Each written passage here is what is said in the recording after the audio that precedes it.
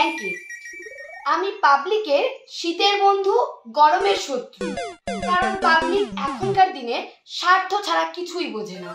শীতের দিনে স্বার্থে লাগে, গরমের দিনে আমাকে লাগে না কাইজে। ওই কারণে আমাকে যেখানে সেখানে ফেইলা রাখে। শীতের দিনে মানুষ হাগে আসে আমার ভেতরে ঢোকে, মুতি আসে ভেতরে ঢোকে। আবার এমনও পাবলিক আছে 1 মাস ধরে স্নান করে না, সাবান মাখে না, পচা দুর্গন্ধ শরীরে আমার ভিতরে ঢুকে। সেই দুর্গন্ধে আমার একদম দেহটা কালো হইয়া গেছে। কেউ কেউ হাঁটতে গেলে আমাকে জড়াইয়া নিয়ে যায়, পাশে খুইলা রাখা হাগে। কেন আমার কি গন্ধ লাগে না? বাইকে যাই তাও আমাকে জড়াইয়া নিয়ে পড়ছে আর আমাকে ট্রাঙ্কের ভিতর ধুইকা রাখছে। আর এইদিকে ফ্যানের সাথে পিরিত রাখছে। দাঁড়াও দাঁড়াও, শীত পড়বা দেখো কেমন লাগে তোমার।